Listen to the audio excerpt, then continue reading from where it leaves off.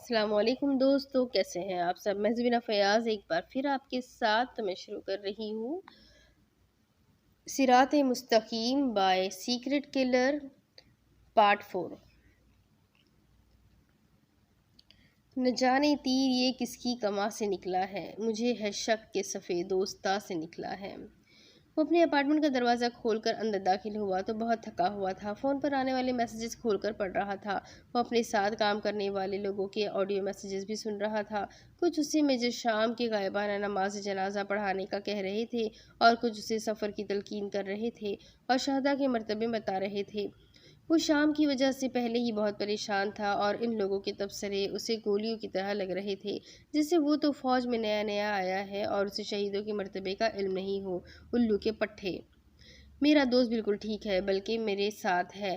تمہیں کسی نے اس کے بارے میں غلط انفارمیشن دی ہے۔ جا کر اپنا غائبانہ نماز جنازہ پڑھا لو۔ ارسلان نے اپنا آڈیو میسیج سینڈ کیا۔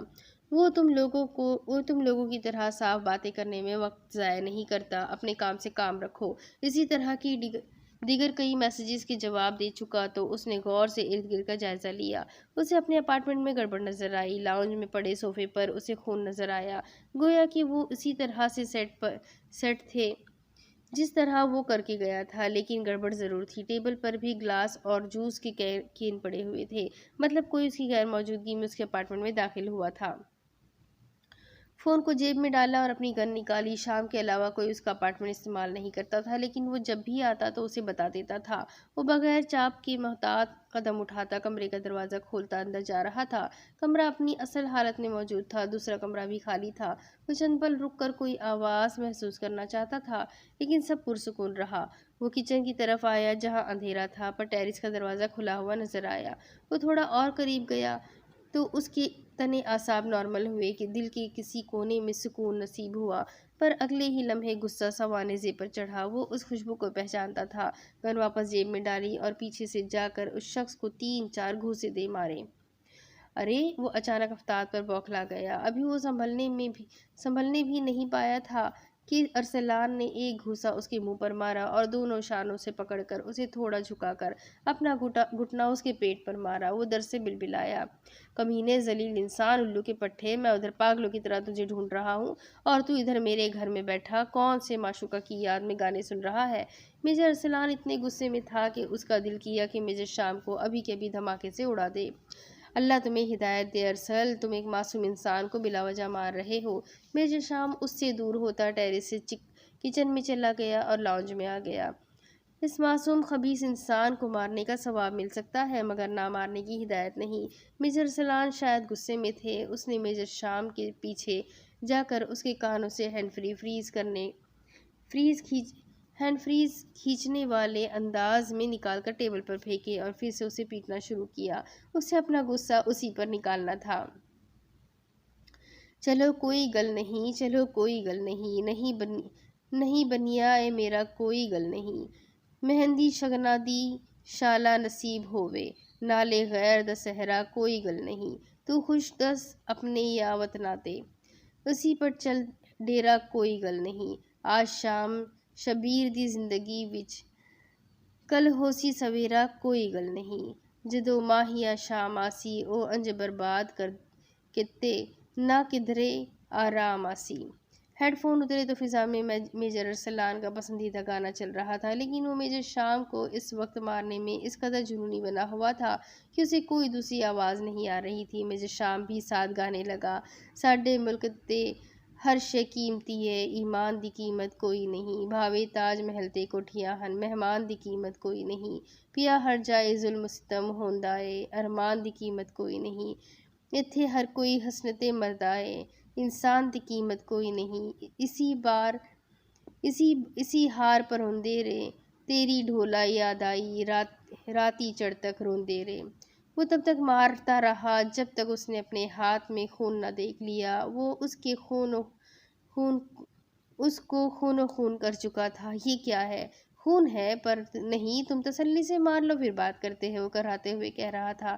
تمہیں چھت سے الٹا لٹکا کر گیلے جوتے مارنا چاہیے۔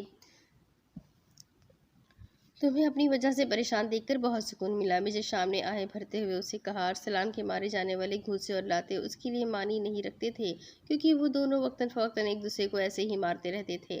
आज अगर अरसलान उसे मार रहा था तो कल शाम उसका बदला ज़रूर लेगा, क्योंकि ये उनका एक तरह का वर्कआउट था। तू मर जाता तो मुझे भी सुकून मिल जाता। अरसलान गुस्से में सीख हो रहा था। अच्छा, मर जाऊंगा, पहले मुझे बैंडेज लगा दो, बहुत जोर का मारा है यार। पुराना बैंडेज भी खोल दिया है, पहले ही इतनी मुश्किल से किया था मैंने। शाम ने अपनी टी शर्ट उतारी तो उसके जिस्म पर कई जगहों पर पहले ही बैंडेज लगा हुआ था और दाएं कंधे पर पट्टियां की गई थी। कंधे से खून निकल रहा था। मेजर अरसलान उसकी ये हालत देखकर अंदर तक कांपा था चेहरा, लेकिन चेहरा अभी भी नाराजगी से भरा हुआ था। ये सब कहाँ से लगी? मेजर अरसलान ने तशवीश से उसको देखते हुए पूछा। परसों के धमाके में ही लगी थी। खैर अब बेहतर है जख्म, शाम ने लापरवाही से कहा। ज़्यादा मेरा बाप ना बन और सीधे से बता कहाँ गया था। मेजर अरसलान उसे आंखें दिखाते हुए किचन में चला गया और वापस फर्स्ट एड बॉक्स लेकर साथ आया। धमाके वाले दिन सीधा इधर आया था, तेरी कसम, वो हंसते हुए कह रहा था। अपनी वजह से किसी को मिनी हार्ट अटैक देने का भी अपना मज़ा था और फिल वक्त मेजर शाम उसे मज़े से लुत्फ़अंदोज़ हो रहा था। उसके बाद कहाँ गया था तू? अरसलान अब फर्स्ट एड बॉक्स से औजार निकाल रहा था।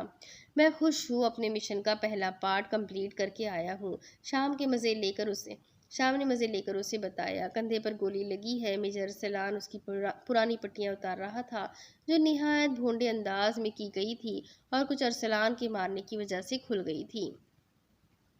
अब जिस्म पर इतनी गोलियों के जख्म है कि नए जख्म का पता ही नहीं चलता। अरसलान ने संजीदगी से उसे देखा। वो जख्म पर चिपकी पट्टियों को ट्विज़र की मदद से हटाने की कोशिश कर रहा था। वाकई उसके जिस्म पर जगह जगह गोलियों के निशान थे, लेकिन वो जल्द ही रिकवर कर लिया करता था। दर्द हो रहा है? अरसलान प्यार भरी खुगी से पूछ रहा था। हाँ बहुत, लेकिन पुरसुकून हूँ।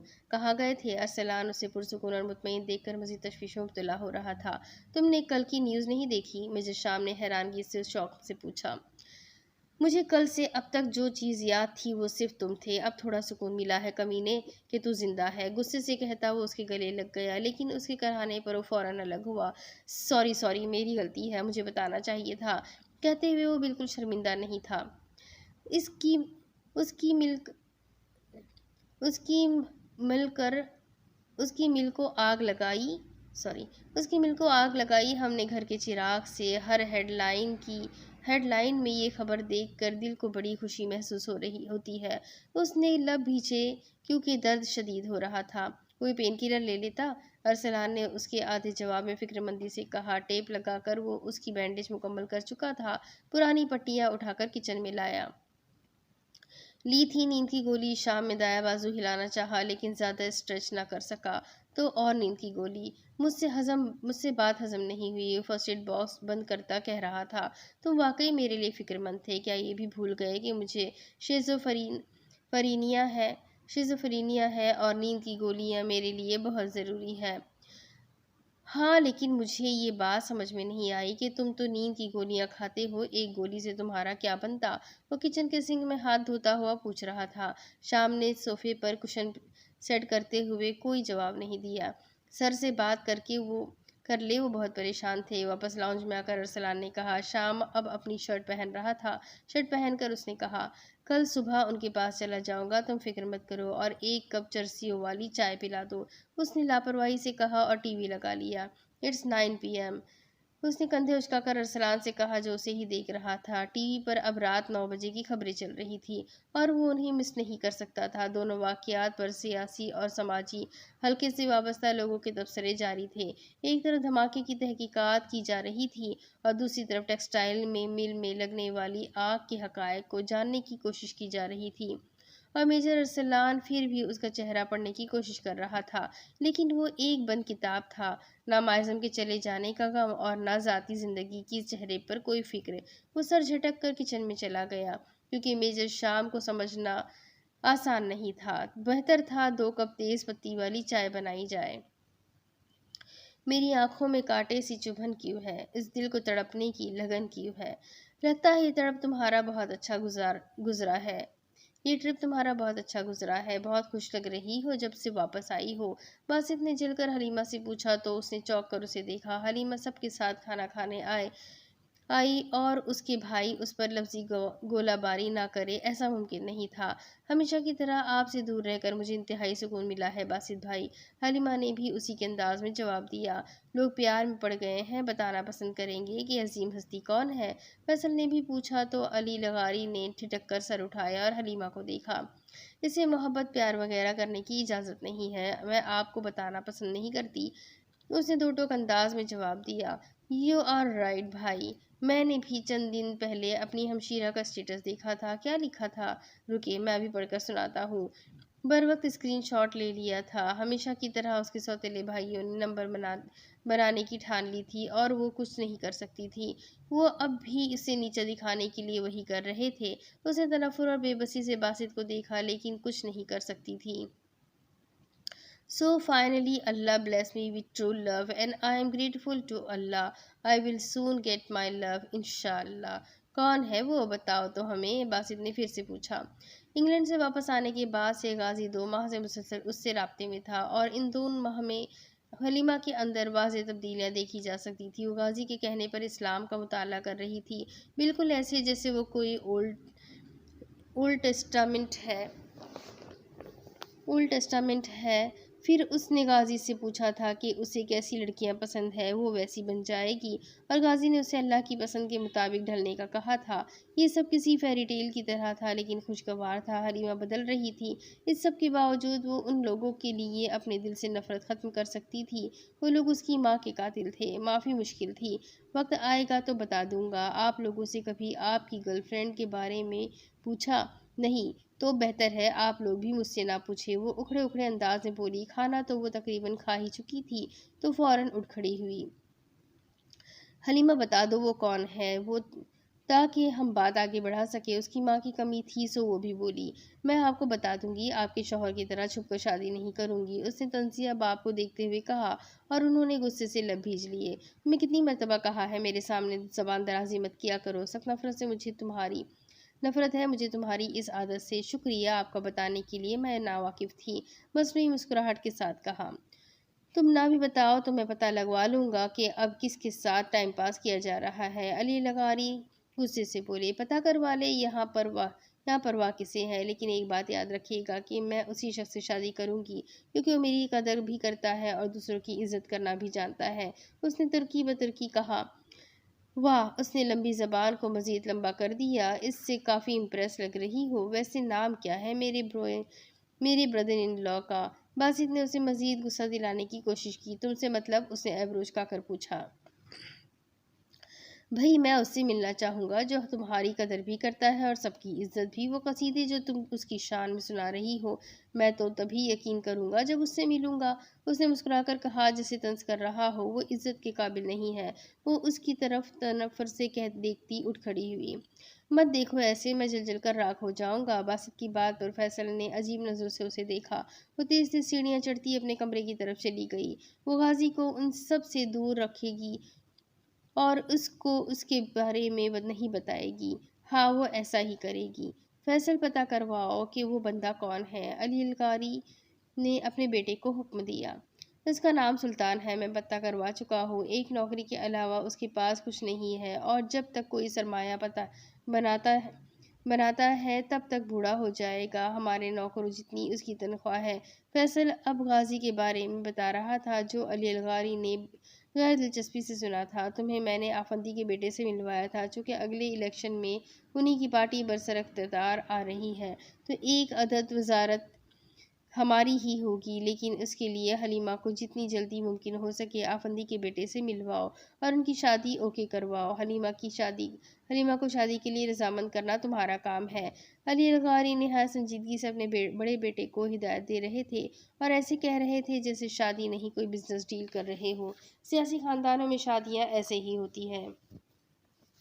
اور باسط، تم اس غازی سے ملو اور اسے راستے سے ہٹنے کے لیے کہو، اگر گھی ٹیڑھی انگلی سے نکالنا ہو تو فیصل سے مدد لے لو، علی لغاری نے اپنے دوسرے بیٹے سے کہا۔ گلناز کو حلیمہ سے ہمدردی ہوئی تھی۔ جب وہ اپنے بیٹوں کو ہدایت دے رہے تھے تب حلیمہ عشاء کی نماز کے لیے ہاتھ باندھے قیام میں کھڑی تھی۔ اس کی زبان بار بار یہی دن الصراط المستقیم پر رک جاتی تھی۔ آنکھوں سے آنسو جاری ہو گئے۔ مجھے سیدھے راستے پر چلا۔ اپنی ساری زندگی میں اسے کبھی اس طرح کا سکون نہیں ملا تھا جو پچھلے 2 ماہ سے مل رہا تھا۔ ایسا سکون دنیا کی ساری ڈگریز استعمال کرتے ہوئے بھی نہیں ملا تھا۔ یہ سکون تھا، کوئی بوجھ تھا جو اندیکھی طاقت کے کندھوں پر سے ہٹا رہی تھی۔ طاقت اس کے کندھوں پر سے ہٹا رہی تھی۔ اپنی ماں کی وفات کے بعد وہ شدید ڈپریشن کا شکار رہی تھی، اور پھر اپنے باپ کی چھپی بیوی اور اولاد کا سامنا، وہ بھی اس گھر میں آ گئے اور وہ مزید ڈپریشن میں مبتلا ہو کر رہ گئی۔ راستہ ان لوگوں کا جن پر تو نے اپنا انعام کیا، نہ کہ ان لوگوں کا جن پر تیرا غضب نازل ہوا اور جو گمراہ ہوئے۔ وہ بار بار یہ الفاظ ادا کرتی جا رہی تھی، روتی جا رہی تھی۔ آنسو موتیوں کی طرح اس کی آنکھوں سے ٹوٹ کر بہہ رہے تھے۔ اسے اپنی گزارے جانے والی زندگی پر ندامت ہو رہی تھی۔ ندامت بہت چھوٹا لفظ تھا۔ ایسا احساس ہو رہا تھا کہ اس کے کردار کو بھرے بازار میں نیلام کیا گیا ہو، لیکن کون تھا وہ جس نے اسے رسوا نہیں ہونے دیا تھا، اور وہ اسی چھپی ہوئی ہستی کے خوف سے لرز رہی تھی۔ وہ کوئی ایسا جو خاموشی سے اس پر نظر رکھے ہوئے تھا۔ وہ کوئی نہیں تھا، وہ اللہ تھا جو شروع سے اس کے ساتھ تھا۔ اسے پہلے کبھی احساس کیوں نہ ہوا؟ وہ اللہ سے ڈر رہی تھی۔ اتنا گندا ماضی تھا اور وہ چھپاتا رہا تھا۔ کیا اللہ سے زیادہ کوئی مہربان ہے؟ کیا حلیمہ اس لائق تھی کہ اللہ اس کے گناہوں پر پردہ ڈالے رکھتا؟ لیکن اس نے پردہ ڈالے رکھا۔ احساس ندامت سے جھکا ہوا چہرہ سرخ ہو چکا تھا۔ وہ کس طرح کا لباس پہنتی تھی، کس طرح کے لوگوں سے ملتی تھی، حلال حرام میں فرق نہیں رکھتی تھی، کیا کیا حرام چیزیں کھاتی تھی۔ کیا اس سے پہلے وہ مسلمان تھی؟ کتنے مردوں کے ساتھ وہ گھومتی رہی، وہ اس سے اپنی گرل فرینڈ کہتے رہے۔ اس نے اس کا مطلب جاننے کی بھی کوشش نہیں کی، اور اب اس کے لیے یہ لفظ بھی گالی بن گیا تھا۔ اس کا مرتبہ کیا تھا؟ وہ کیا سے کیا بن گئی تھی؟ کس کام کے لیے بھیجی گئی تھی اور کیا کام کر رہی تھی؟ صرف ایک جملہ اس کے کانوں میں گونج رہا تھا: مجھے سیدھے راستے پر چلا، مجھے ہدایت والے راستے پر چلا۔ یہ دعا اس نے پہلے کیوں نہیں مانگی؟ ایک وہ وقت تھا جب وہ زیادہ سے زیادہ لوگوں سے ملنا چاہتی تھی، اندر کی اداسی کم کرنا چاہتی تھی۔ اب وہ وقت ہے کہ وہ اکیلی رہنا چاہتی تھی، لوگوں کے ہجوم سے نکلنا چاہتی تھی، اسکرین سے ہٹنا چاہتی تھی۔ وہ اسکرین جس پر فٹ ہونے کے لیے ہر انسان اپنی زندگی اور آخرت برباد کر رہا ہے، وہ اسکرین جس پر عام انسان آپ کو مارجن دیتے ہیں، وہ اسکرین جس پر آپ دوسروں کی خوشی کے لیے اپنا سکون تباہ کر دیتے ہیں، وہ اسکرین جس پر رہنے کے لیے ہر انسان ایڑی چوٹی کا زور لگا رہا ہے، اور حلیمہ کو اس اسکرین سے ہٹنا تھا۔ وہ بار بار سورہ فاتحہ شروع سے پڑھتی، اس سے ان الفاظ کی سمجھ آ رہی تھی۔ وہ صرف الفاظ نہیں تھے، وہ روح کو فلاح بخشنے والی دوا تھے۔ وہ قرآن تھا، عظیم الکتب، الاعلی العلوم، الکبیر الصفات، وہ سب تھا۔ قرآن ہی تو سب تھا۔ وہ اسکرین جس پر مارجن اللہ دیتا ہے اپنے فرشتوں کے ذریعے، وہاں مارجن فراخ دلی سے دیا جاتا ہے۔ وہ قرآن پاک کا مارجن ہوتا ہے، اللہ الحق کے ذکر کا مارجن۔ قرآن مجید اس کی زندگی میں شاید بچپن میں ہی پڑھا ہو، لیکن ان 2 ماہ میں وہ قرآن پاک کو پڑھنے کی کوشش کر رہی تھی۔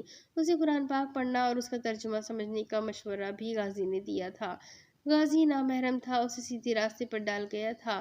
غازی کی بات وہ ٹال کیسے سکتی تھی؟ غازی اس کے لیے رہنما تھا، راہبر تھا۔ وہ اس کے سنگ چلنا چاہتی تھی، لیکن اس کے لیے وہ انتظار بھی کرنا چاہتی تھی، خود کو بدلنے کا، اللہ کے حکم کا، اللہ کی مرضی کا۔ اب اسے اپنی زندگی صحیح معنوں میں زندگی لگ رہی تھی۔ بامقصد اسے جو مسئلہ درپیش ہوتا تو وہ غازی سے مدد مانگ لیتی تھی، وہ اپنے الفاظ سے اس کے کانوں میں ایسا رس گھول دیتا تھا کہ وہ اس کی دیوانی ہو جاتی تھی۔ اسے پہلے کبھی مسلمان ہونے پر فخر محسوس نہیں ہوا تھا۔ اسے کبھی بھی مسلمان ہونا ایک بڑے اعزاز کی بات نہیں لگی تھی۔ ابھی اسے لگ رہا تھا کہ اس سے خوش قسمت انسان دنیا میں کوئی نہیں ہے۔ ایک تو مسلمان اور پھر مسلمان عورت۔ وہ پہلے دوسرے ممالک اور مذاہب میں عورت کا مقام دیکھتی رہتی تھی۔ دوسرے ممالک میں عورت کو مرد کے برابر قرار دیا جاتا، لیکن اسلام نے تو یہ اعلیٰ مقام دیا جس میں اسے نہ ہی پیسے کمانے کی ٹینشن، نہ اس کی وجہ سے بازاروں میں خوار ہونے کی جھنجھٹ۔ اگر وہ کوئی جائیداد رکھتی ہے رکھتی ہو تو وہ صرف اس کی ملکیت میں شامل ہے۔ اس کا شوہر یا کوئی دوسرا انسان اس کی ملکیت میں موجود جائیداد اور اس پر حق نہیں جتا سکتا، لیکن اس کے بھائی اور باپ اس کی جائیداد اوپر قابض تھے۔ حالانکہ اس کے باپ کی جائیداد میں اس کا بھی حصہ اسلام میں رکھ دیا تھا۔ اسے زندگی سے پیار ہو رہا تھا، اسے جینے کا دل کر رہا تھا۔ نماز کے دوران مسلسل اس کی آنکھوں سے آنسو گر رہے تھے۔ اسے اب حسرت ہو رہی تھی کہ کاش اس نے اپنی زندگی ایسے نہ گزاری ہوتی جیسے وہ گزار آئی تھی۔ 24 سال کی زندگی اسے ایک ڈراؤنے خواب کی طرح لگ رہی تھی۔ جیا سوکھا عشق ہے اے حالت خو تھیا نہیں۔ جی جناب، عشق بہت آسان ہے کیونکہ ابھی آپ کو ہوا نہیں ہے۔ باہر راہداری میں رات کے اس پہر خاموشی چھائی ہوئی تھی۔ رات کی تاریکی میں آسمان پر موجود ستارے روشنی کا کام دے رہے تھے اور چاند اس رات کا حسن مزید بڑھا رہا تھا۔ کمرے سے باہر آ کر اس نے پہلے ارد گرد کا جائزہ لیا۔ ہر طرف پرسکون سی خاموشی تھی، وہ پرندوں سے بھی پہلے جاگ گئی تھی۔ اس کے لمبے بال کیچڑ میں مکید تھے اور دوپٹہ گلے میں پڑا ہوا تھا اور کچھ بال بائیں جانب سے آگے آئے ہوئے تھے۔ سارے بال پیچھے کرتی وہ چھوٹے چھوٹے قدم چلتی صحن میں لگے نل تک پہنچی تھی۔ وضو کرنے کے لیے اسے کوئی بالٹی وغیرہ نظر نہ آئی تو اس نے خود سے نل چلا کر وضو کر لیا۔ پانی ٹھنڈا اور فرحت بخش تھا۔ وہ کتنی ہی دیر منہ پر ٹھنڈے پانی کے چھپاکے مارتی رہی۔ پانی بھی بغیر رکے آ رہا تھا تو اسے احساس نہ ہوا کہ کوئی اور بھی وہاں موجود ہے۔ اس نے دوبارہ سے وضو کرنا شروع کیا۔ دل میں اللہ سے مخاطب تھی، اتنا اچھا اور صاف پانی ہے، سبحان اللہ۔ جب وہ پاؤں دھونے کے لیے بیٹھنے لگی تو اسے یاد آیا کہ وہ تو نل سے وضو کر رہی تھی اور پانی بغیر رکے کیسے آ رہا ہے۔ گردن کو بائیں جانب موڑ کر دیکھا تو غازی بنا رکے نل چلا رہا تھا تو وہ بے اختیار کھڑی ہو گئی۔ حیرت سے آنکھیں کھل گئی، دوپٹہ سر پر ٹھیک کیا۔ غازی بھائی، آپ کب آئے؟ لڑکھڑاتی آواز میں اس نے پوچھا۔ غازی نے نل چلانا چھوڑ دیا۔ میں وضو کرنے آیا تھا، اس نے مختصر جواب دیا۔ اوہ، تو آپ کر لیں وضو؟ وہ 2 قدم پیچھے ہٹی۔ تم نے وضو پورا نہیں کیا، غازی نے اسے یاد دلایا۔ وہ میں پاؤں دھونے رہتے تھے، اس نے شرمندگی سے کہا۔ وہ کہہ نہیں سکی کہ غازی وضو کر لے، وہ بعد میں کر لے گی۔ غازی نے پھر سے نل چلا دیا۔ وہ آگے آ کر پاؤں دھونے لگی۔ زیادہ دیر وہاں نہیں رک سکتی تھی کیونکہ غازی اسے ہی دیکھ رہا تھا۔ اسے عجیب لگ رہا تھا۔ اس کے دیکھنے پر غازی نے نگاہیں دوسری طرف موڑ لی تھیں۔ شکریہ غازی بھائی، وہ کہہ کر جلدی سے دادی کے کمرے کی طرف چلی گئی۔ سیمی کے کمرے کی لائٹ بند تھی اور وہ سو رہی تھی تو اس کا دل نہیں کیا کہ جا کر اسے ڈسٹرب کرے۔ دادی یقیناً تہجد کے لیے جاگ گئی تھی سو وہ انہی کے کمرے میں آ گئی۔ ارے مائزم، تم ابھی تک سوئی نہیں؟ انہوں نے مسکرا کر حیرت سے پوچھا۔ دادی، میں سو کر اٹھ بھی گئی ہوں۔ اب مائزم زیادہ دیر نہیں سوتی۔ اس نے دوپٹہ سر پر سیٹ کیا اور آ کر دادی کو پیار دیا جو جائے نماز سے بیٹھی تسبیحات پڑھ رہی تھی۔ ارے واہ، یہ تو ایک خوشگوار خبر ہے، انہوں نے مسکرا کر کہا۔ اچھا، اٹھے آپ، میں نماز پڑھ لوں؟ اس نے انہیں ہاتھ سے پکڑ کر کھڑا کر دیا۔ کون سی نماز؟ دادی کو لگا وہ نماز فجر کی بات کر رہی ہے۔ نماز تہجد، اس نے مسکرا کر جواب دیا۔ انہوں نے محبت سے اس کے سر پر بوسہ دیا اور کہا، اللہ تمہیں سلامت رکھے میری بچی۔ وہ جا کر اپنے پلنگ نما بستر پر بیٹھ گئی۔ مائزم نماز پڑھنے لگی اور دادی اسے پیار سے دیکھتی رہی۔ جو ان کی نماز واقعی بہت خوبصورت ہوتی ہے۔ جوان کی نماز واقعی بہت خوبصورت ہوتی ہے اور جوانی میں بھی مائزم کی نماز پرسکون اور آرام دہ تھی کہ دل کرتا تھا اسے دیکھتے ہی رہو۔ السلام علیکم دادی، گیلے بال پیچھے کرتا اپنی رو میں بولتا وہ اندر آیا، لیکن چوکھٹ پر کھڑے اس نے مائزم کو دیکھ لیا اور چپ ہو گیا۔ اسے لگا وہ سیمی کے کمرے میں چلی گئی ہوگی تو وہ دادی سے کچھ دیر باتیں کر لے گا، وہ ابھی تک نماز پڑھ رہی تھی۔ غازی دبے دبے قدم اٹھاتا دادی تک آیا اور ان کے آگے سر رکھا تو دادی نے اسے بھی پیار کیا۔ میں ذرا باہر کا چکر لگاؤں، فجر کے بعد واپس آ جاؤں گا، اس نے سرگوشی سے کہا۔ اب ظاہر ہے مائزم کے جاگتے ہوئے کہاں وہ دادی کے ساتھ اکیلا بیٹھ پائے گا، اسی لیے باہر کی ہوا کھانے نکل گیا۔ یہ اچھا آپشن تھا۔ جاؤ اور آتے ہوئے امام صاحب کو میرا پیغام دے دینا کہ صبح جرگے میں آ جائے۔ وہ بھی سرگوشی میں بولی تو وہ سر ہلاتا باہر نکل گیا۔ دادی اپنے سابقہ کام پر لوٹی۔ مائزم ابھی بھی نماز پڑھ رہی تھی۔ ویسے دادی، مجھے لگتا ہے میرا ایمان مضبوط ہوتا جا رہا ہے۔ نماز ادا کرنے کے بعد وہ مسلے کو تہ لگا رہی تھی، تب اس نے خود پر تبصرہ کیا۔ دادی مسکرائی۔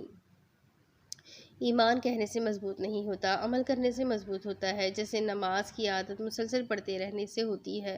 نہ بالکل ایسے ہی ایمان تازہ کرتے کراتے رہنے سے مضبوط ہوتا ہے۔ دادی نے کہا۔ ان کی ہاتھ میں اب قرآن پاک تھا جو اس سے بات کہنے سے پہلے انہوں نے نشانی رکھ کر بند کر دیا تھا اور اب چوم کر رحل پر رکھا۔ کون سی صورت پڑھ رہی تھی؟ پلنگ پر اپنی دادی کے پاس بیٹھ کر اس نے قرآن پاک کا رخ اپنی جانب کیا اور جہاں سے دادی نے نشانی چھوڑی تھی اس نے وہیں سے قرآن پاک دوبارہ کھولا۔ ارے واہ، سورۃ الاعلیٰ، سب سے خوبصورت سورت، موسٹ فیسینیٹنگ سورہ۔ اس نے خوشگوار حیرت سے کہا۔ قرآن تو سارا ہی خوبصورت ہے، تم تو یہ کہتی تھی۔ دادی نے یاد دلایا تو مسکرائی۔ ہاں کہتی تھی، پر مجھے یہ سب سے اچھی لگتی ہے، پتہ ہے کیوں؟ نہیں پتا تو کوئی بات نہیں، میں بتاتی ہوں، وہ خود سے کہہ کر شروع ہو گئی۔ قرآن پاک کی آیتوں کے بارے میں اسے کہیں بولنے کا موقع دیا جائے اور وہ نہ بولے، ایسا ممکن نہیں تھا۔ اپنے بہت ہی بلند اللہ کے نام کی پاکیزگی بیان کرو۔ سورۃ الاعلیٰ، سچ اے پیور ورس، وہ اس آیت کو سراہتے ہوئے کہہ رہی تھی۔ پتہ ہے دادی، ہم اللہ تعالیٰ کو مانتے تو ہے، زبان سے کہتے بھی ہے کہ وہ سب سے بلند ہے، لیکن اصل معاملہ تو دل کا ہوتا ہے۔ جب تک ہم اپنے دل کو یہ تسلیم نہ کروا لیں کہ واقعی اللہ سب سے بڑا ہے، تب تک ہماری رسائی اللہ تک حاصل نہیں ہوتی۔ آپ نے صحیح کہا تھا، صرف زبان کے کہنے سے ایمان مضبوط نہیں ہوتا، عمل سے مضبوط ہوتا ہے۔ ہم صرف نام کے اور کہنے کے مسلمان رہ گئے ہیں۔ سلیکٹو عبادت کرنے کے عادی ہو گئے ہیں۔ اب ہم میں ایسا کوئی فیچر نہیں ہے جو ہمیں پاکیزہ مسلمان ظاہر کرے۔ ہمارے دلوں کو پاک رہنے دیں۔ ہمارے دلوں میں ہمارے اپنوں کے لیے اتنی نفرت اور حسد آ گئی ہے کہ اگر ہمیں پتہ چل جائے کہ دوسرا ہمارے بارے میں کیا سوچ رہا ہے تو ہم دوبارہ اس سے کلام کرنے سے بھی کترائیں۔ دل تو پانی کے قطروں کی طرح شفاف ہونا چاہیے، کیونکہ اس میں اللہ رہتا ہے، اور مومن کا دل تو صاف ہونا ہی چاہیے، پھر اس میں نفرتیں کہاں سے پیدا ہونے لگی ہیں؟ اللہ تعالیٰ نے ہمیں آرڈر دیا ہے کہ اس کی پاکی بولو، جو پاکی بولنے کا حقدار ہے وہ اپنی کتاب میں بھی مسلمانوں کو یہی کہہ رہا ہے۔ لیکن آج کل کا مسلمان کس طرف جا رہا ہے؟ ہم لوگ مغرب سے بھی زیادہ مغرب زدہ ہو گئے ہیں۔ ہمیں خود بھی نہیں پتا کہ کس طرح ہم اپنے آپ کو ان کے حوالے کر رہے ہیں، ان کی تہذیب کو اپنا کر انہیں خوش کیے جا رہے ہیں، لیکن جو ہماری تہذیب ہے، ہماری روایات ہے، انہیں ہم گھاس ڈالنے کو بھی تیار نہیں ہیں۔ ہم لوگ کتنے ڈبل فیسڈ ہو گئے ہیں نا۔ ہمیں ہماری زندگی گزارنے کا بہترین طریقہ بھی بتا دیا گیا ہے کہ ہمیں سنت نبی صلی اللہ علیہ وسلم پر عمل کر کے ایک اچھی زندگی گزارنی چاہیے، لیکن ہمارے لیے رول ماڈل بل گیٹس اور چیف بیزوس جیسے لوگ بن گئے ہیں۔ انتہائی ڈپریس لوگ بھی کبھی رول ماڈل بنتے ہیں بھلا، لیکن ہم نے بنا لیے ہیں۔ خیر چھوڑے، نیکسٹ آیت پڑھتے ہیں۔ اس نے مسکرا کر سر جھٹک کر کہا۔ کالج میں پڑھانے سے اسے بولنے میں اتنی گرپ ہو چکی تھی کہ وہ جب چاہے جس موضوع پہ چاہے گھنٹہ بول دیتی تھی۔ اسے خاموش ہونے کے لیے خود ہی احساس کرنا پڑتا تھا کہ اب وہ زیادہ بول رہی ہے۔ جس نے پیدا کیا، پھر تناسب قائم کیا، اور جس نے تقدیر بنائی پھر راہ دکھائی۔ الاعلیٰ 2 اور 3۔ کبھی کبھی مجھے اللہ تعالیٰ کے پاور پر بے تحاشا رشک آتا ہے۔ اس کی قدرت اتنی ہے کہ وہ دنیا میں اتنے انسان تخلیق کر دیتا ہے اور ان سب میں مختلف دکھنے کی صلاحیت بھی ڈال دیتا ہے۔ بے شک وہ بیسٹ پینٹر ہے۔ وہ پہلے مٹی سے خوبصورت جسم تخلیق کرتا ہے، پھر اسے اپنے پاس سنبھالتا ہے، اس کی تخلیق پھر انسانی عقل کے مطابق سمجھاتا ہے، اس میں روح بھی ڈال دیتا ہے۔ ہیومن برتھ پروسیس کتنا معتبر ہوتا ہے دادی۔ ہمارا اللہ ماں کے پیٹ میں بھی اس نئی بننے والی جان کے لیے رزق رکھتا ہے۔ I really respect this kind of love، وہ ستائش سے کہہ رہی تھی۔ دنیا میں کروڑوں اربوں لوگوں کو اللہ تعالیٰ نے پیدا کیا ہے، پھر وہ ہر ایک کو واچ بھی کرتا ہے، ان کا رزق، ان کا کام، ہر چیز کا حساب اپنے پاس رکھتا ہے۔ پھر ہم لوگوں کی قسمت بھی اس نے لکھ رکھی ہے کہ کب کس کو کہاں کیسے کیا ملنا ہے۔ اس سب کے بارے میں بھی اللہ تعالیٰ نے لکھ رکھا ہے۔ ہم کتنے بھی ناشکرے کیوں نہ ہو جائے، اللہ تعالیٰ ہماری وہ چیز نہیں چھینتا جو اس نے ہمارے لیے پہلے سے لکھ رکھی ہے۔ ہماری تقدیر کو بھی اللہ تعالیٰ نے روز اول اپنے ہاتھوں سے لکھ دیا تھا۔ ہم جو سوچتے ہیں، جو کرتے ہیں، وہ سب اللہ کو پہلے ہی معلوم ہوتا ہے۔ اگر ہم بھٹک جاتے ہیں تو وہ ہمیں سیدھے راستے پر ڈال دیتا ہے، وہ ہمیں کبھی نہیں چھوڑتا۔ دادی، آپ کو پتہ ہے قرآن پاک پڑھنے سے ہمیں مایوسی نہیں ہوتی۔ ہر جگہ، ہر نئے صفحے پر ہمیں ایک امید دی جاتی ہے، اور ایک امید جو ہماری روح میں اللہ تعالیٰ کی طرف سے ڈال دی جاتی ہے، تو ہمیں کسی دوسری چیز کی ضرورت نہیں رہتی۔ مجھے ان لوگوں پر تعجب ہوتا ہے جو لوگ مسلسل قرآن پاک پڑھتے رہتے ہیں اور پھر یہ کہتے ہیں کہ اس میں پرانے لوگوں کے قصے ہیں، قصہ یوسف، قصہ یونس، قصہ موسیٰ وغیرہ، لیکن وہ لوگ غور نہیں کرتے کہ ان میں بھی ہماری زندگی سے جڑے کئی پیغام ہوتے ہیں۔ اگر ہم سمجھ کر پڑھنا چاہیں تو سیریسلی ہمیں کبھی کوئی دوسری کتاب، ناول، سلیپنگ بک کی ضرورت ہی نہ پڑے۔ اس نے بغور اپنی دادی کے چہرے کو دیکھتے ہوئے مسکرا کر کہا، آپ بور ہو گئی ہے، سوری، لیکن یہ بور ہونے والی بات نہیں ہے، اس لیے میں آپ کو بھی گفتگو میں انوالو کرنا چاہتی ہوں۔ اگلی چند آیات کے بارے میں آپ اپنی رائے مجھے دیں گی؟ اس نے قرآن پاک کا رخ اپنی دادی کی طرف کیا۔ جو حکم، انہوں نے سر ہلایا۔ یہ میری ایجوکیٹڈ دادی، وہ خوش ہوئی۔ اور جس نے نکالا چارہ پھر بنا دیا اور اس کو کوڑا سیاہ، البتہ ہم تمہیں پڑھائیں گے، پھر نہ بھولو گے۔ اگر ہم ان آیات پر غور کریں، آیت نمبر 4، 5 اور 6، اگر ہم ان آیات پر غور کریں تو ہمیں یہ لگے گا کہ یہاں صرف جانوروں کے چارے کی بات نہیں ہو رہی، یہاں مرد کل نباتات سے ہے۔ چارہ اور گھاس صرف ایک مخلوق کے ساتھ سب کو جوڑنے کے لیے کہا گیا ہے۔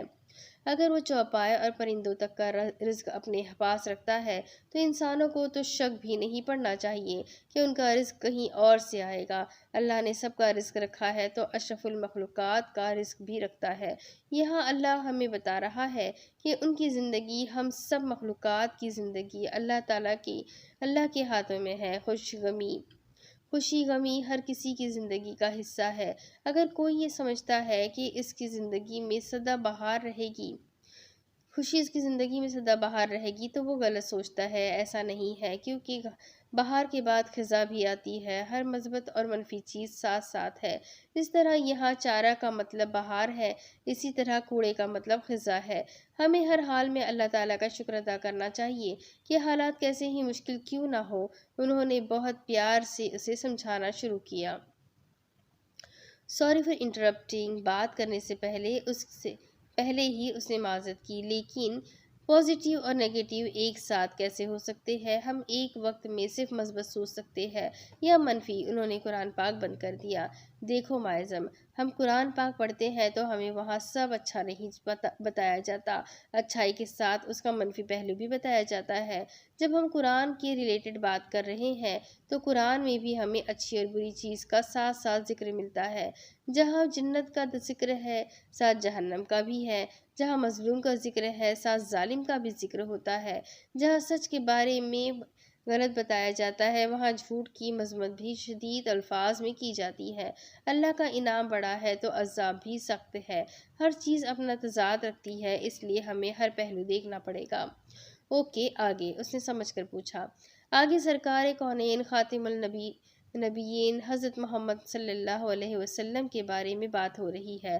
چونکہ تم قرآن پاک کو زیادہ ڈیپلی پڑھتی ہو، سو تم ہی بتاؤ، دادی نے کہا تو اس کی مسکراہٹ گہری ہوئی، کیونکہ اسے ایک بار پھر سے بولنے کا موقع دیا گیا تھا، سو وہ ہنسی خوشی پڑھنے لگی۔ بجائے اس کے جو اللہ چاہے، بے شک وہی جانتا ہے ظاہر کو بھی اور اس کو بھی جو پوشیدہ ہے، پر ہم تمہیں آسان طریقے کی سہولت دیں گے۔ میں نے آپ سے پہلے ہی کہا تھا کہ یہ سورت بہت زیادہ خوبصورت ہے۔ اس میں اللہ تعالیٰ نے 3 ٹاپکس پر بات کی ہے۔ پہلے توحید کی بات کی ہے، اب خاتم النبیین محمد صلی اللہ علیہ وسلم کو ہدایات کے بارے میں بات کی ہے۔ کبھی کبھی مجھے یوں لگتا ہے کہ قرآن پاک پڑھتے ہوئے میں ڈائریکٹلی اللہ تعالیٰ سے مخاطب ہوں۔ اللہ مجھے دیکھ رہے ہیں، مجھے دیکھ کر مسکرا رہے ہیں، مجھ سے بات کر رہے ہیں۔ بہت مزہ آتا ہے خود پڑھتے ہوئے اور اللہ تعالیٰ کو سناتے ہوئے۔ وہ نہ ٹوکتے ہیں کہ کم بولو، نہ تھکتے ہیں کہ بس کرو۔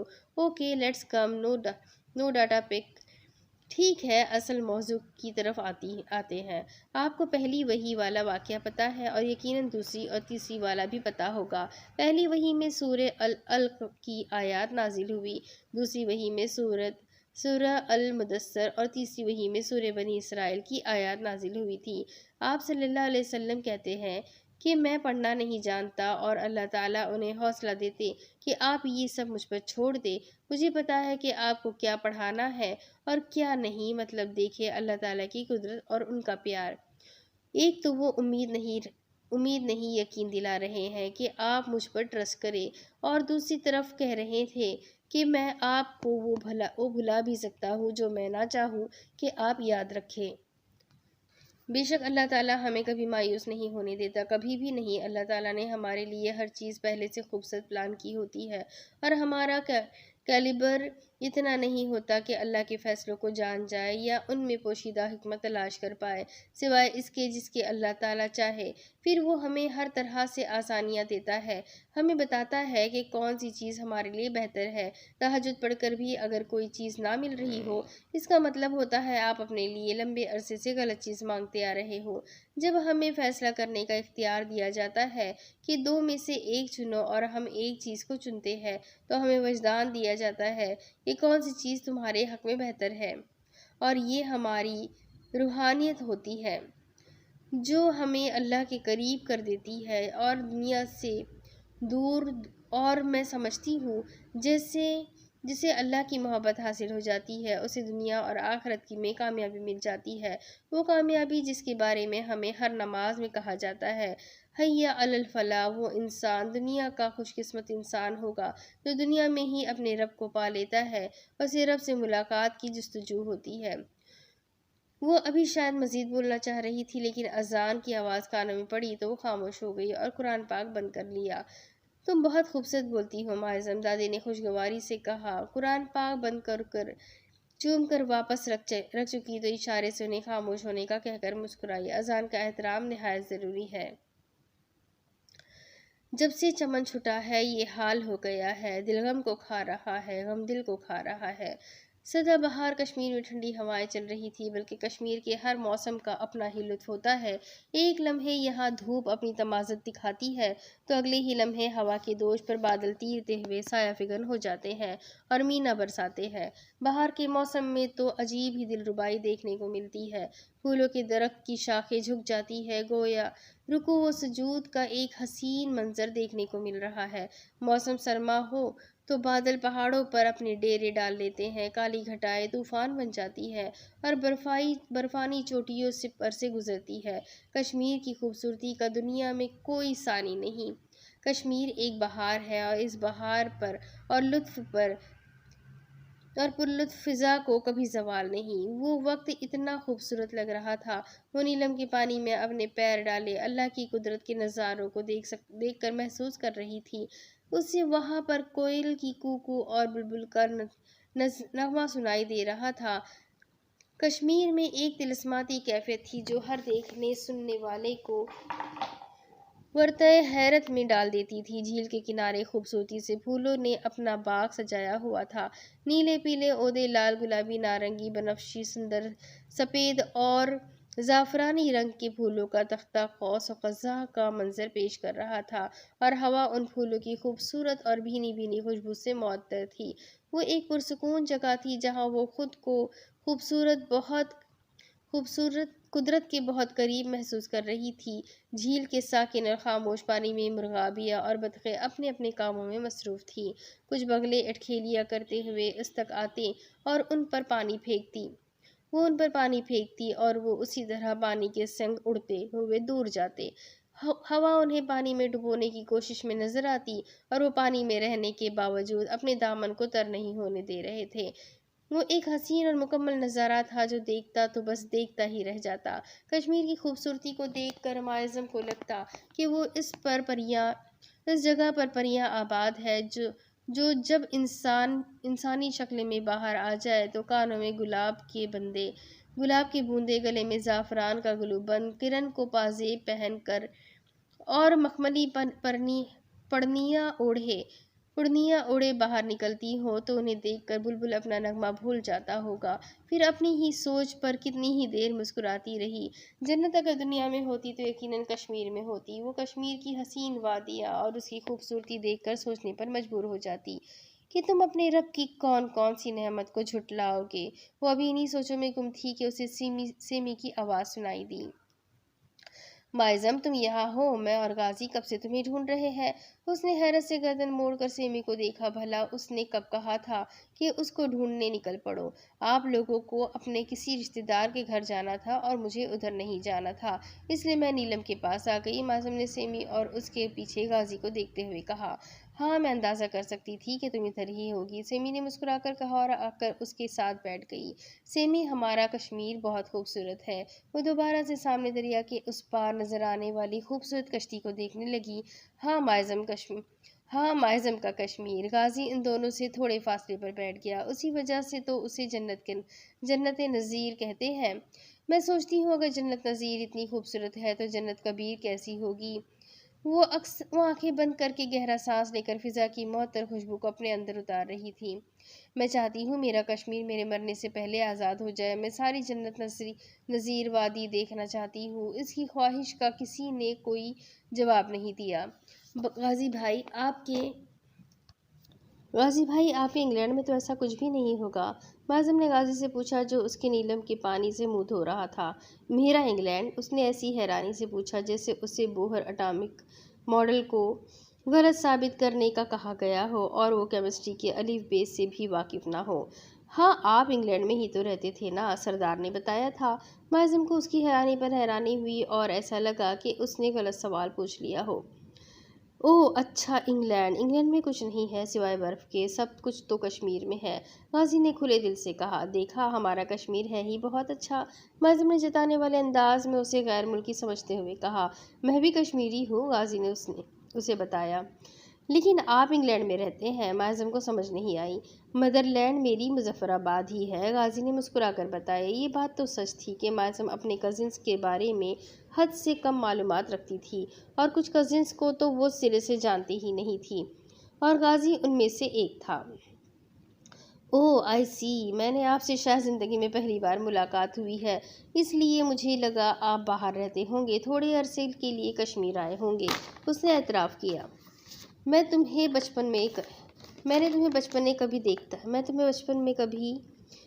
بھی دیکھتا رہا تھا، اپنی امی کی بڑی بڑی چادروں میں خود کو لپیٹ کر رکھتی تھی، غازی نے ہنستے ہوئے کہہ تو دیا، لیکن معظم کی مسکراہٹ سمٹی بلکہ اسے شرمندگی ہوئی۔ بچپن کی کچھ باتیں اور یادیں انسان کو ایسے ہی بے وقت شرمندہ کر دیا کرتی ہے۔ غازی کو بھی اچانک غلطی کا احساس ہوا۔ سیمی شام ہو رہی ہے، اب گھر چلتے ہیں، اس نے پانی سے پاؤں نکالے اور ساتھ پتھر پر رکھے اپنے جوتے پہن لیے اور اٹھ کھڑی ہوئی۔ جانا تو نہیں چاہتی تھی لیکن اب جا رہی تھی۔ فضول میں منہ اٹھا کر وہاں آ گئے تھے۔ سوری معظم، میں مذاق کر رہا تھا، غازی نے فوراً معذرت کی، لیکن معظم نے کوئی جواب نہیں دیا۔ غازی نے نیلم کے عاشق کو ناراض کر دیا تھا، غلط کیا تھا۔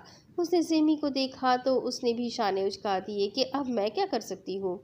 وہ بھی معظم کے پیچھے بھاگی، رائی کا پہاڑ بنانا کوئی معظم سے سیکھے۔ وہ بھی سر جھٹک کر رہ گیا اور واپس وہیں بیٹھ گیا۔ ہمیں بجھا دے ہماری انا کو قتل نہ کر، کہ بے ضرر ہی سہی، بے ضمیر ہم بھی نہیں۔ حلیمہ، آج میرا ایک فرینڈ آسٹریلیا سے آیا ہے، اس نے رات کو ڈنر پر انوائٹ کیا ہے، تم میرے ساتھ چلو گی؟ حلیمہ آج فیصل کی آفر پر حیران ہوئی، وہ کبھی بھی اس کے ساتھ ڈنر یا لنچ وغیرہ پر نہیں جایا کرتی تھی اور اب تو وہ بالکل اینٹی سوشل ہو چکی تھی اور یہ بات فیصل جانتا تھا۔ آپ کی باقی فیملی بھی ادھر ہی ہے، ان میں سے کسی کو ساتھ لے جائے، مجھے کہیں نہیں جانا، اس نے بے نیازی سے ٹوسٹ کھاتے ہوئے کہا۔ وہ لیٹ جاگی تھی اور ابھی ناشتہ کر رہی تھی اور چونکہ آج چھٹی تھی اس لیے فیصل بھی گھر پر تھا۔ ڈیڈ کی اپنے کسی دوست کے گھر دعوت ہے، باسط کا رات کا الگ پلان ہے اور موم بھی گھر پر نہیں ہے اور میرے فرینڈ نے مجھے فیملی کے ساتھ بلایا ہے، تم فری ہو تو چلو، تمہاری بھی آؤٹنگ ہو جائے گی۔ خلاف معمول اس نے نرمی سے کہا تو مزید حیران ہوئی۔ مجھے آؤٹنگ کی ضرورت نہیں ہے اور اگر ہوتی تو میں اپنی فرینڈز کے ساتھ چلی جاؤں گی، اس نے صاف منع کر دیا۔ کبھی تو اچھے سے پیش آ جایا کرو یار، وی آر فیملی، فیصل نے تھوڑی سنجیدگی سے کہا۔ سوچتی ہوں، اس نے محض اتنا ہی کہا، فی الحال وہ امن چاہتی تھی۔ سوچنا نہیں ہے، رات کو چلنا ہے، فیصل بضد ہوا تو اس نے کوئی جواب نہیں دیا۔ رات کو جب وہ ڈنر کے لیے تیار ہو کر نکلی تو فیصل اسے دیکھ کر سر پیٹ کر رہ گیا۔ یہ کیا پہنا ہوا ہے؟ فیصل چیخا۔ کیا مطلب کیا پہنا ہوا ہے؟ کپڑے ہیں، نظر نہیں آ رہا آپ کو؟ اس نے بے حد سنجیدگی سے پوچھا۔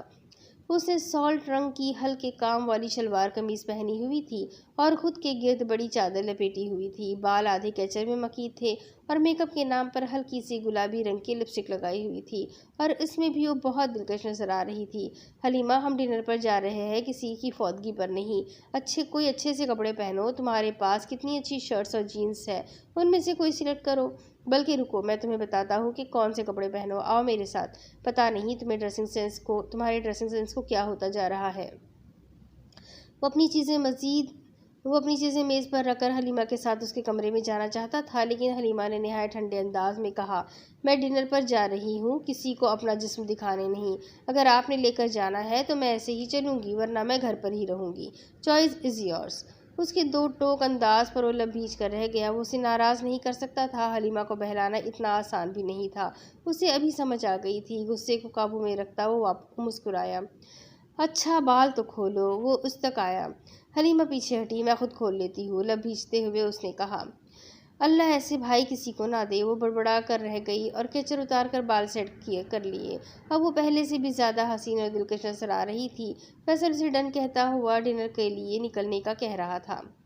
डिनर एक 5 स्टार होटल में था। होटल में काफ़ी बड़ी तादाद में एलिट क्लास बैठी हुई थी। अक्सर को वो जानती थी क्योंकि वो काफ़ी सोशल रहती थी, लेकिन अभी किसी से बात नहीं करना चाहती थी। चलते चलते रस्मी हेलो हाय सबसे करनी पड़ती थी और फिर उनके सवालात से बचने के लिए वो फैसल के बताए गए टेबल पर आ गई, जहाँ फैसल की उम्र का कोई आदमी बैठा हुआ था। उसने उन दोनों को आते देखा तो मुस्कुराकर खड़ा हो गया। पहले उसने फैसल से मुसाफिहा किया और फिर हलीमा से हाथ मिलाने के लिए आगे हाथ बढ़ाया, जिसे हलीमा ने रद्द कर दिया। अस्सलाम वालेकुम, उसने सिर्फ मुंह से कहा। नामहरम से हाथ मिलाने से बेहतर है कि इंसान अपने हाथ काट ले। काजी समझाता नहीं था, उसे ऑर्डर देता था। उस शख्स ने शर्मिंदगी से हाथ वापस कर लिया और मुस्कुराकर वालेकुम अस्सलाम कहा। हलीमा, आपके बारे में बहुत बहुत सुना हुआ है। हलीमा की पर्सनैलिटी ही ऐसी है। फैसल ने मुस्कुराकर हलीमा के रवैये का असर ज़ायल करने की कोशिश की थी। वो लोग जिस सोसाइटी से ताल्लुक़ रखते थे, वहाँ हाथ मिलाना और गले मिलना कोई मायूब बात नहीं समझी जाती थी। पर अब हलीमा वो नहीं रही थी। उसके लिए वो मायूब बात थी, क्योंकि अल्लाह को नापसंद थी। डिनर पर आने के लिए वो इसलिए राज़ी हो गई कि फैसल का दोस्त शादीशुदा होगा। अगर उन्हें फैमिली के साथ बुलाया है तो ख़ुद भी फैमिली के साथ आया होगा, पर वो गलत थी। उन दोनों की बातों पर उसने कोई तबसरा नहीं किया और मेन्यू कार्ड देखने लगी। आप क्या करती हैं? हलीमा ने उस शख्स को संजीदा नज़र से घूरा। उसे सिर्फ एक ख्याल आया कि इस आदमी को फिर से जलील होने का दिल कर रहा है, इसलिए फिर से हलीमा को मुखातिब कर डाला। आपका तारुफ? उसने एक अनजान नज़र उस पर डाली और सख्त अंदाज में पूछा। फैसल को हलीमा का रवैया बहुत बुरा लग रहा था, लेकिन वो खामोश रहा। मैं आमिर आफंदी हूँ, वज़ीर। इससे पहले कि वो अपना मज़ीद तारुफ करवाता, हलीमा बोली, आमिर साहब, मेरा आपसे कोई वास्ता नहीं है, तो बेहतर है आप मुझसे ज़्यादा सवाल जवाब मत करें। खाना खाने आए हैं, उसको एंजॉय करते हैं। हलीमा मसनूई मुस्कुराहट चेहरे पर सजाते हुए बोली। हलीमा, आमिर बहुत अच्छा है, ये तुम्हें पसंद भी करता है, और तो इसीलिए आप मुझे यहाँ पर लाए थे। वो अब फैसल को देखकर सख्त महरी से पूछ रही थी। नहीं, मैं वैसे ही तुम्हें बता रहा हूँ कि तुम्हें लोग बहुत पसंद करते हैं। फैसल आमिर के सामने उसे कुछ नहीं कह सकता था, सो अच्छे भाइयों की तरह बात कर रहा था। शुक्रिया, मैं जानती हूँ, उसने कहकर वेटर को हाथ के इशारे से करीब बुलाया। वेटर भी शायद उसी के इशारे का इंतज़ार कर रहा था। फ़ौरन उसके सर पर आ खड़ा हुआ। उसी वक्त फैसल का मोबाइल फ़ोन बजा और वो माज़रत करता हुआ वहाँ से उठ खड़ा हुआ। आपके रवैये से लगता है कि आप अपने भाई से बेहतर ताल्लुकात नहीं रखती। बिल्कुल सही जाना आपने, वो बगैर मुस्कुराए बोली। आपकी तो माशाअल्लाह से फ़ैन फॉलोइंग ही इतनी ज़्यादा है कि आप अपना ऑर्डर लिखवा लें, उसने वेटर की तरफ इशारा करते हुए कहा, जो कि इन दोनों का ऑर्डर नोट करने के लिए खड़ा हुआ था। You are the प्रीटीस्ट woman I have ever seen. अपना ऑर्डर लिखवाने के बाद आमिर ने उससे कहा, शुक्रिया आमिर भाई। संजीदगी से आईब्रो उचकाकर उसने कहा तो आमिर ने समझने वाले अंदाज में कहा, तुम भी जानती हो और मैं भी जानता हूँ कि हमारी मुलाकात एक दूसरे से बहन भाई का रिश्ता जोड़ने के लिए नहीं हो रही। अब आमिर इर्द गिर्द देखते हुए आम से लहजे में बात कर रहा था। और आप भी जानते हैं और मैं भी जानती हूँ कि अगर आप ये समझ रहे हैं कि मियाँ बीवी का रिश्ता जोड़ने के लिए हमारी मुलाकात हो रही है, तो ये गलतफहमी है, आपको भी और आपके दोस्त को भी। ओह कम ऑन, अब तुम्हें शादी के बारे में सोचना चाहिए। ناٹ یور کنسرن، وہ سختی سے بولی تو کچھ دیر کے لیے عامر کو خاموش ہونا پڑا۔ ویٹر کھانا لگا رہا تھا، تب سارا وقت عامر خاموشی سے اسے دیکھتا رہا اور وہ آگے پیچھے دیکھتی رہی۔ وہ جان چکی تھی کہ یہ ملاقات صرف اس کی اور عامر کی تھی، اور فیصل واپس آ جائے بہت مشکل تھا، لیکن وہ اس کا انتظار کرتی رہی۔ کھانا لگ چکا تو وہ اپنے لیے چائنیز ڈالنے لگی۔ I want to marry with you Halima the beauty. Waiter کے جانے کے بعد امین نے سلسلہ کلام وہیں سے جوڑا۔ اب حلیمہ کے اندازے سے بیزاریت واضح ہونے لگی۔ Just keep your mouth shut Aamir the big, وہ طنزیہ مسکراہٹ کے ساتھ بولی تو عامر کو غصہ ہی چڑھ گیا۔ تم خوبصورت ہو، اس کا مطلب ہرگز یہ نہیں کہ کسی کے ساتھ ایسے بکواس کرتی رہو۔ وہ دوسرے مرد ہوں گے جو عورتوں پر مرتے ہوں گے، بہت دیکھا ہے تمہارے جیسا حسن۔ وہ غصے سے دہاڑا۔ ایک لمحے میں سارا اخلاق نکل کر سامنے آیا تھا۔ حلیمہ چاولوں کو چباتے ہوئے اسے سرد مہری سے دیکھتی رہی۔ میں خوبصورت ہوں، مجھے پتا ہے، اس لیے ان لوگوں سے ایسے ہی بات کرتی ہوں جو عزت کے قابل نہ ہو۔ ایک بات یاد رکھنا، دوبارہ مجھ پر نظر مت رکھنا، ورنہ شکل کا وہ حشر کرواؤں گی کہ خود کو بھی نہیں پہچان سکو گے۔ وہ بھی غصے سے دہاڑی تھی۔ کیا کرو گی تم؟ بولو ہاں۔ یہ پیسوں کا ڈھونگ کسی اور کے سامنے بجانا، مجھے تمہارے پیسوں سے نہیں، تم سے مطلب ہے، اور اگر میں کسی چیز کو حاصل کرنے کے بارے میں سوچوں تو میری ہو ہی جاتی ہے، یہ تم یاد رکھنا۔ وہ بھی وارننگ دینے والے انداز میں بولا۔ چیزوں کو تو حاصل کر سکتے ہو، انسانوں کو نہیں، گھٹیا انسان، اور حلیمہ کو حاصل کرنا تمہارے مقدر میں نہیں لکھا ہوا۔ حلیمہ تمہیں کبھی نہیں ملے گی۔ وہ دونوں ہاتھ ٹیبل پر رکھ کر آگے ہوتے ہوئے غصے سے بولی۔ میں تمہارے اس رویے سے شدید متاثر ہوا ہوں۔ غصے میں بھی بہت خوبصورت لگتی ہو تم۔ میری زندگی کی صرف اب تک کی لا حاصل ضد ہو تم، اور میری ضد پوری نہ ہو ایسا ہو ہی نہیں سکتا۔ میں تمہیں ہر حال میں حاصل کر لوں گا، یہ میرا وعدہ ہے، بلکہ وارننگ ہے۔ وہ پرسکون انداز میں کہہ رہا تھا جیسے اس کے پاس پلان موجود ہو۔ حلیمہ اپنی نشست سے کھڑی ہو گئی۔ ایڈیٹ، اپنا بیگ اٹھاتے ہوئے وہ کہہ کر پلٹ گئی۔ پریٹی گرل، حلیمہ نے سن لیا تھا، لیکن اب وہ اس کے منہ نہیں لگنا چاہتی تھی، سو لمبے لمبے قدم اٹھاتی وہاں سے باہر نکل گئی۔ جب فیصل واپس آیا تو اس پر بہت مشتعل تھا۔ تم میرے دوست سے بدتمیزی کر کے آئی ہو، کوئی عقل ہے تم میں؟ اس طرح بات کرتے ہیں دوسروں سے؟ مجھے بھوک لگی ہے، جلدی گھر چلے، مجھے کھانا کھانا ہے۔ کھانا اچھا تھا، یہاں کا ہم انجوائے کر سکتے تھے، لیکن آپ نے ہمیشہ کی طرح اس مرتبہ بھی ہمارے درمیان پیس ٹریٹی ہونے نہیں دی۔ وہ ونڈو اسکرین سے باہر دیکھتے ہوئے سنجیدگی سے بولی۔ حلیمہ، تمہیں یہ ٹین ایجرز والی حرکتیں کب ختم ہوگی؟ اب تم بڑی ہو گئی ہو، میں تمہارا بھلا چاہتا ہوں۔ فیصل غصے سے بولا۔ مجھے 100% یقین ہے اس کے پیچھے آپ کا بھی کوئی بھلا رہا ہوگا۔ میں سیاسی شادیوں کی اصلیت سے اچھی طرح واقف ہوں، مجھے مت بتائیے کہ میں ٹین ایجر والی حرکتیں کر رہی ہوں یا نہیں۔ آپ بھی اپنے قد سے اونچے کام کرنے کی کوشش مت کریں۔ وہ اس کی بات سے متاثر ہوئے بغیر بولی تو فیصل لب بھیج کر رہ گیا۔ جانتی ہو تمہاری اس حرکت کا سن کر ڈیڈ کتنے خفا ہوں گے؟ ہو کیئرز، اسے واقعی پرواہ نہیں تھی۔ حلیمہ پلیز، تم ہمیں اپنی فیملی سمجھو۔ اگر تمہارے عامر سے شادی کرنے سے ہمارا کوئی فائدہ ہو رہا ہے تو کیا ہو جائے گا؟ ہم نے بھی تمہارے لیے بہت کچھ کیا۔ درمیان کا راستہ یہ ہے کہ مجھے مار دے، مت کرے میرے لیے کچھ بھی، اور آئندہ کچھ بھی مت کریے گا۔ اس نے بے نیازی سے کہا۔ تم کب سمجھو گی؟ شادی کبھی بھی نہیں، وہ لاپرواہی سے شانے اچکا کر بولی۔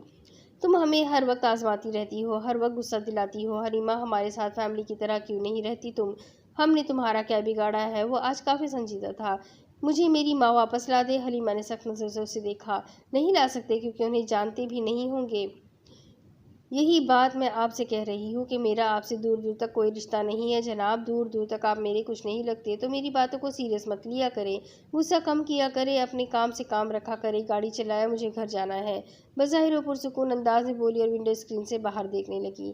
تم ہماری بہن ہو، مجھے ہنسی آ رہی ہے، ہمیں گفتگو کو ایسے موضوع کی طرف نہیں لے جانا چاہیے۔ فیصل نے محسوس کیا کہ اب اس کی آواز گیلی تھی۔ کچھ خاص چیزوں کی کمی بے وقت محسوس ہو تو بہت تکلیف دیتی ہے۔ اس نے اپنا فون نکالا اور اس میں مصروف ہو گئی۔ یہ اشارہ تھا کہ اب وہ فیصل سے کوئی بات نہیں کرنا چاہتی۔ اسے غازی کو سب بتانا تھا، اسے کہنا تھا کہ وہ اپنے گھر والوں کو اس کے گھر بھیجے۔ وہ مزید دیر کرنے کے حق میں نہیں تھی۔ باقی کا اسلام وہ غازی کے ساتھ سیکھ لے گی۔ اب اس کے آگے کی سٹوری میں آپ کو اگلی قسط میں سناتی ہوں کہ آگے اس ناول میں کیا لکھا ہے۔ یہ جاننے کے لیے میرے ساتھ بنے رہیں، چینل کو سبسکرائب کر لیں، بیل آئیکن کو ضرور دبا دیں، اور اگر سٹوری پسند آ رہی ہے تو اپنے کانٹیکٹس میں شیئر کریں اور ویڈیو کو لائک کرنا بالکل بھی نہ بھولیں۔ تو چلیں ملتے ہیں اگلے ویڈیو میں، تب تک کے لیے اپنا خوب سارا خیال رکھیے گا، مجھے بھی دعاؤں میں یاد رکھیے گا۔ اللہ حافظ۔